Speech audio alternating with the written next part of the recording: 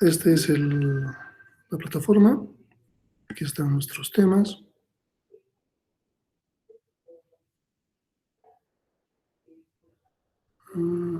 Trabajos grupales. Asignación trabajo grupal 2.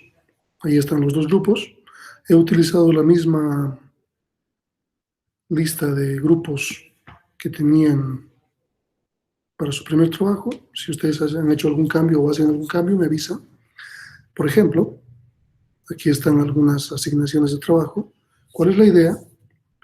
Que tengan que instalar aplicaciones servidor y a través de aplicaciones cliente puedan probar que se conectan en red los equipos. O sea, significa que no pueden hacerlos en una máquina virtual y con su misma máquina hacer la prueba. No funciona así, tienen que ser con dos máquinas. Obviamente pueden instalar en una máquina virtual el servidor, eso sí, y desde otra máquina conectarse. Obviamente para esto deberían físicamente conectar una red y deberían reunirse. Entonces, como esto no es posible, hay formas de evitarlo y que desde sus casas ustedes puedan conectar una máquina con otra sin mayor problema y lograr el propósito. Ahora bien, son 4 componentes en el grupo. Puede que los 4 no tengan los 4 máquinas, pero al menos una o dos máquinas yo creo que se puede conseguir. Entonces el trabajo de los otros 2 será en la edición del video, en coadyuvar en la parte teórica, en que instalen en forma conjunta, no sé. Siempre hay maneras de ayudar. ¿Está bien? Aquí, si no tienen máquina, no hacen, no sirve. La idea es que trabajen en forma conjunta los 4. Entonces, por ejemplo, tengo un servidor de Internet en Linux. ¿Qué significa? Que necesito utilizar una aplicación, primero una distribución Linux cualesquiera, depende de ustedes. Puedo probar a instalar un servidor de Internet como Apache, por ejemplo. Pero la idea en Linux no es instalar el XAMPP o en Windows, XAMPP y listo. Y se olvidan del asunto y no saben lo que han hecho. Yo quiero que instalen un servidor. Y si va a ser en el caso de Linux un servidor de Internet, podría ser Apache. En el caso de Windows, a todos los que les toque servidores Windows, Windows tiene por defecto ya aplicaciones server. Tiene un servidor para Internet. O sea, no quiero que en Windows utilicen Apache, por ejemplo. Entonces, en Linux pueden utilizar la que ustedes quieran. No hay ningún problema. Pero si les toca Windows, en el caso de correo electrónico será Exchange Server. En el caso de seguridad será ISA Server o lo que se llame actualmente. En el caso de comunicaciones unificadas será Skype. O sea, esas son de Microsoft. En el caso de base de datos será SQL Server. Entonces, todo lo que si les toca Microsoft, Windows, tienen que ser aplicaciones server de Microsoft. Y si les toca Linux, pueden escoger la que ustedes quieran. En el caso de comunicaciones dedicadas de Linux, pueden utilizar, no sé, no recuerdo el nombre de voz sobre IP, no recuerdo bien el nombre. Entonces pueden trabajar sobre eso. Elastix, ¿no? Podría ser Elastix, podría ser, no sé, cualquier otra cosa que encuentren. Entonces, cada grupo tiene un trabajo que realizar. ¿Cómo se debe realizar el trabajo? Pueden utilizar en una máquina virtual para que no tengan que arruinar una máquina y sobre esa máquina instalan el servidor que les toca. Y desde otro lugar tienen que conectarse con clientes. En el caso, por ejemplo, de Internet, el cliente que necesitan es un navegador. Así que pueden probar desde un Linux, desde una Mac, desde un Windows, no importa. Y con cualquier tipo de navegador. En el caso de correo electrónico necesitan un cliente. El cliente podrá ser no a nivel de web, sino podrá ser el Outlook, por ejemplo, o el mail que yo tengo aquí, ¿no? O podría ser el Outlook que viene con Microsoft, directamente con Office. Es un cliente. Y ese cliente puede funcionar en Windows. Ahora, si es en Linux, el cliente puede ser Windows, sin problema. Los clientes no tienen que ser necesariamente como el servidor. Si el servidor es Windows, el cliente tiene que ser Windows. No. El cliente puede ser cualquier sistema operativo, no solamente Windows y Linux, cualquier sistema operativo. En el caso de, por ejemplo, bases de datos, si es Windows será SQL Server. Si es Linux, ustedes escogerán la base de datos que quieran. Y el cliente pueden utilizar cualquier programa que les permita capturar la base de datos, diseñar la base de datos, hacer consultas a la base de datos, etcétera, etcétera, etcétera. ¿Está bien? Pueden utilizar MySQL, Postgres, la que ustedes quieran para Linux. En el caso de Windows, SQL Server. Ok, entonces tiene que funcionar en diferentes máquinas. Para que esto ocurra, ¿dónde está? Para que esto ocurra, van a utilizar VPNs. Esta es gratuita y es la más simple de utilizar. ¿Está bien? Aquí dice download, pueden utilizar para Windows, para Mac o para Linux. Aquí les está dando la pauta. Si ustedes recurren a otra, no hay ningún problema. Esta es una pauta. ¿Qué implica una VPN? Que van a crear un canal entre su casa con su máquina a la otra casa de su compañero con su máquina. Y estas máquinas van a estar conectadas como si estuviesen en una red local. Entonces, obviamente ahí se puede establecer el trabajo. Van a armar. Si los 4 tienen máquinas, se puede establecer las 4 conexiones vía Hamachi o vía VPN, cualquier software que sea. ¿Está bien? ¿Cuál es la idea de entrega del trabajo? La entrega del trabajo no va a ser en tiempo real, porque no nos alcanzaría el tiempo para revisar. No va a ser lo mismo que las presentaciones de Packet Tracer, sino van a ser videos. Un video, como este ejemplo, este es un trabajo del semestre anterior. Aquí está justamente el Hamachi y las 4 máquinas conectadas, si se fijan. Bueno, hay 3 máquinas conectadas. ¿No? Lo que tienen que hacer en el video es que siempre aparezcan sus caras de los participantes. El video no es otra cosa que un tutorial. Un tutorial que explica,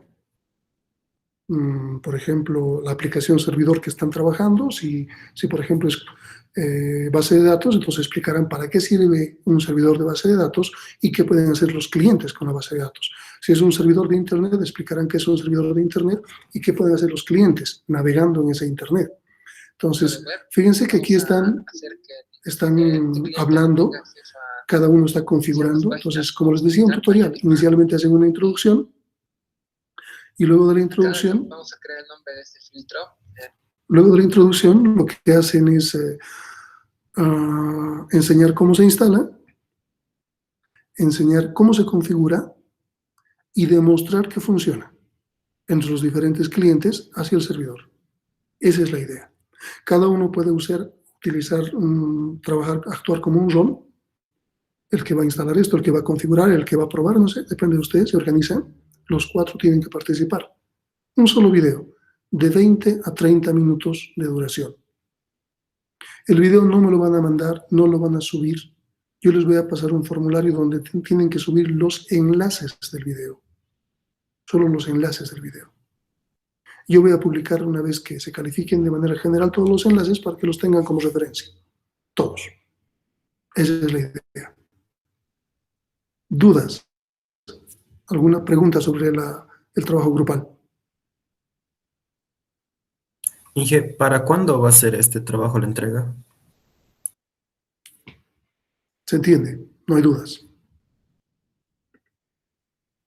¿Sí? ¿Estamos bien?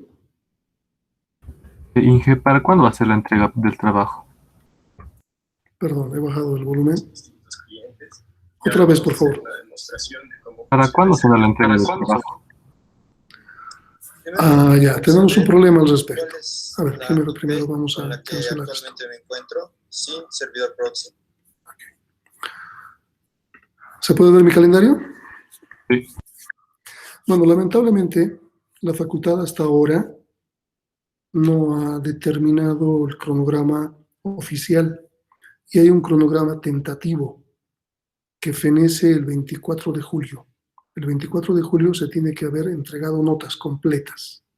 Estamos a un mes, 4 semanas. La idea era que sea hasta el 31 de julio, de tal forma que se cubran esas 2 semanas que se han dado de receso.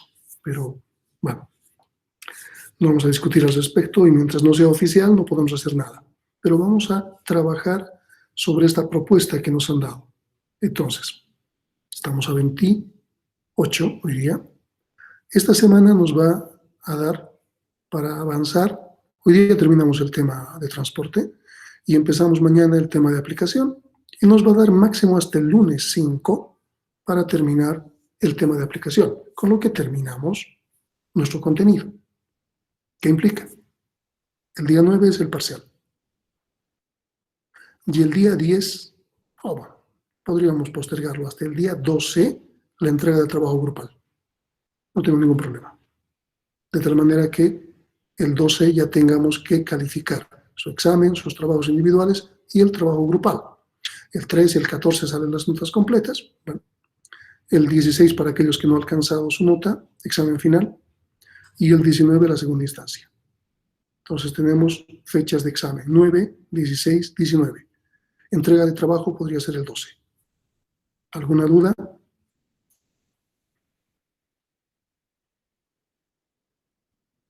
Si nos dan una semana más oficialmente, entonces todo se puede arrastrar sin problema. Podemos darnos más tolerancia de una semana. Mientras no sea oficial, esas serían las fechas. ¿Está bien? Disculpe, Inge, para el grupo 2 sería el examen jueves 8.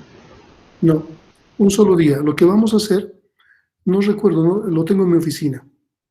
El primer parcial se ha dado en uno de los horarios de un grupo. No me acuerdo si era del grupo 1 o del grupo 2. Entonces, este segundo parcial se tiene que dar en horario del otro grupo para tener equilibrio. ¿Está bien? Así que eso puede incidir en que sea 8 o sea 9.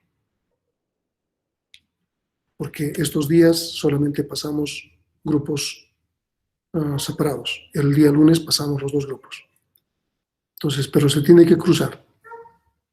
No me acuerdo exactamente en este momento, lo tengo anotado en la oficina. Entonces hoy yo les voy a confirmar si es el jueves 8 o el viernes 9. 9:45. ¿Qué más?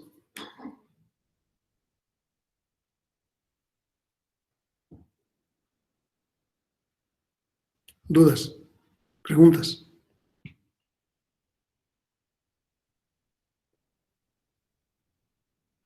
¿Está claro el trabajo? ¿Alguna duda sobre el trabajo? Ninguna duda, qué bueno. Entonces, bueno, me imagino que prefieren que sea el 12 la entrega del trabajo, por lo menos. Una pregunta, Inge. La exposición del trabajo tiene que incluir la instalación de... Presentación, instalación, configuración y prueba. Ok. 30 minutos a lo sumo.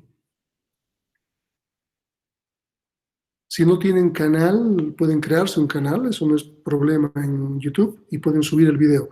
Van a subir uno por grupo, obviamente, no tienen que subir los cuatro a sus canales. Lo que yo quiero es que se pueda ver rápidamente. Lo máximo que me van a pasar a mí va a ser el enlace de YouTube.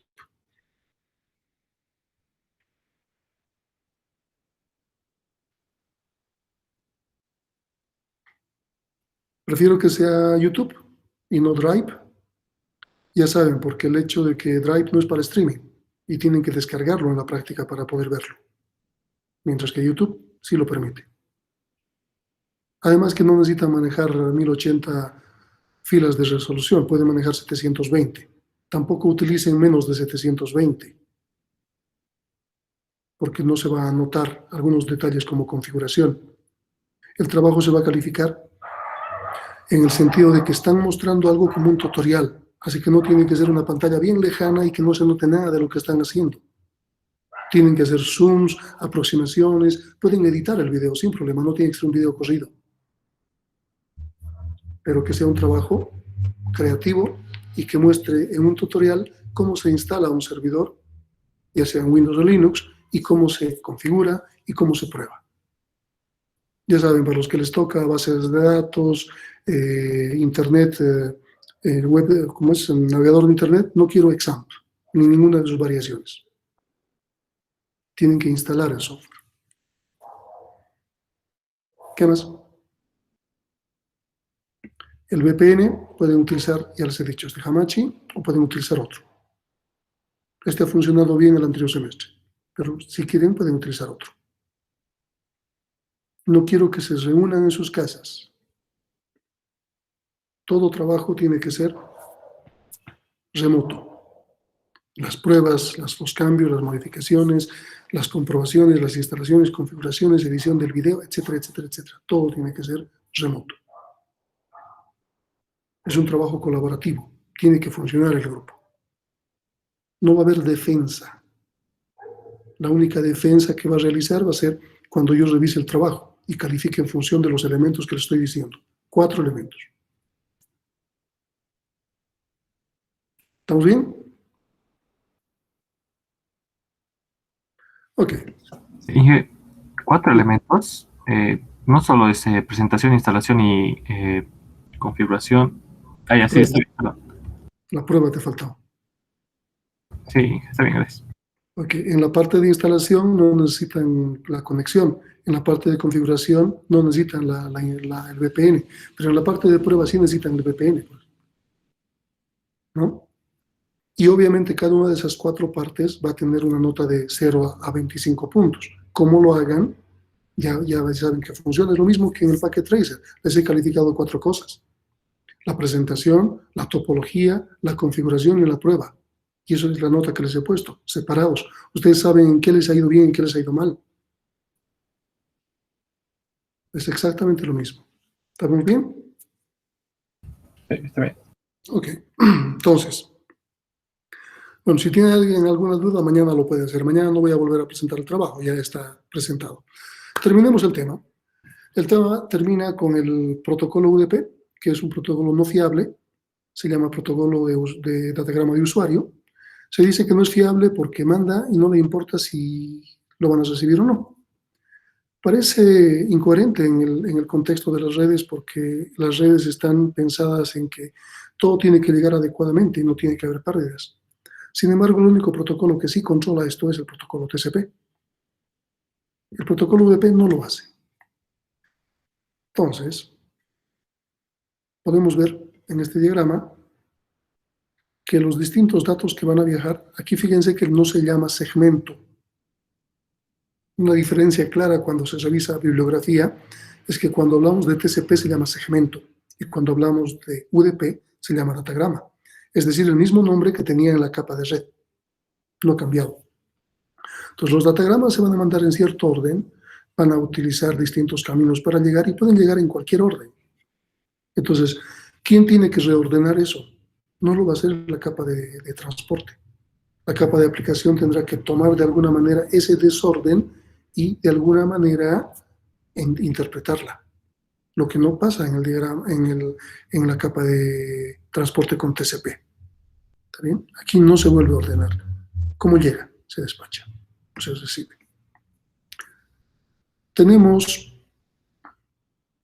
Hemos dicho que tenemos varios puertos que se manejan a nivel de TCP y UDP. Estos puertos los hemos clasificado en categorías, etc. Pero dentro de los well-known ports tenemos una serie de aplicaciones que utilizan DNS como protocolo de transporte. Una que vamos a... Extrañamente hasta que aquí está. Una que vamos a usar en la capa de aplicación es esta. Se llama DNS la aplicación. Domain Name Service. O servidor de nombres de dominio. Y es el que nos permite escribir google.com y que el navegador traduzca a través del servidor DNS ese nombre de dominio google.com en una IP y se conecta a nivel de IP, porque en la capa de transporte hemos visto que no se conectan a nivel de nombres, se conectan por IPs. Y cuando baja mucho más, en la capa de enlaces se conectan por direcciones MAC. ¿No? Eso es lo que hemos estado viendo hasta el tema anterior. ¿Qué le aumenta a la capa de transporte? Puertos, de tal forma que la conexión sea host a host única, no se confunda. Entonces tenemos 3 capas, la capa 2, 3 y la capa de transporte, que podríamos saber que cada uno incorpora un elemento para que esa conexión sea única. Sabemos también que la conexión única se establece entre direcciones IP y puertos, porque las direcciones MAC pueden cambiar. Las direcciones MAC se establecen como punto a punto, no un broadcast. Y en cada punto que tienen que recorrer, en cada camino que tienen que recorrer, va a cambiar origen y destino. Esa era su pregunta de examen del primer parcial. Sin embargo, la dirección IP no cambia, ni el origen ni el destino. Y los puertos tampoco entre origen y destino van a cambiar. Tenemos otros trabajos como, por ejemplo, Bootstrap. Si ustedes recuerdan, hemos revisado DHCP. El DHCP por debajo hace el uso de un servicio llamado Bootstrap. El Bootstrap utiliza el puerto 68. El DNS utiliza el puerto 53. Trivial FTP, donde no necesitamos una conexión que asegure que se va a intercambiar archivos de una manera confiable, como el FTP. El Trivial FTP utiliza 69. NTP, un esquema de sincronizar relojes con un servidor, de tal forma que ciertos trabajos se pueden realizar de forma sincronizada. NTP. SNMP, un protocolo que permite generar algún tipo de logs, de registros de eventos en la red y que permite monitorear la red. Esta es una buena forma de monitorear la red a través de este protocolo y utiliza UDP. Luego, ¿qué otra cosa podemos ver? Bueno, creo que es uno de los elementos más importantes. ¿Cuáles son los campos de la cabecera UDP? Simple, los 4 que están marcados en ese color morado. Los 2 puertos que son necesarios de la capa de transporte y luego tenemos la longitud y la suma de comprobación. Nada más. Porque no nos interesa otra cosa, nos interesa añadirle puertos a la capa anterior. Y con estos puertos añadidos ya podemos hacer cualquier cosa. Esa es la idea, ¿no? Entonces, si revisamos Wireshark, por ejemplo, vamos a encontrar lo que les decía. Vamos a ver, por ejemplo, un servicio DNS. Aquí está un DNS. Les había dicho que DNS utiliza UDP por debajo. Veamos. Aquí tenemos la capa de red, IP. Y aquí aparece UDP. Por encima, la capa de aplicación, que es DNS. Veamos los elementos de UDP. ¿Qué puerto está utilizando? 53, tal como la tabla nos decía. Puerto origen, puerto destino, longitud, checksum. No tenemos más que esos 4 elementos. Y con eso se puede hacer todo el trabajo. DNS no necesita que sea fiable su transporte. Si tarda demasiado en cargar la página es porque no tenemos el IP. Entonces simplemente va a salir time request, timeout y listo. Número 404. Entonces es bastante simple la forma en la que maneja el protocolo UDP. ¿Dudas?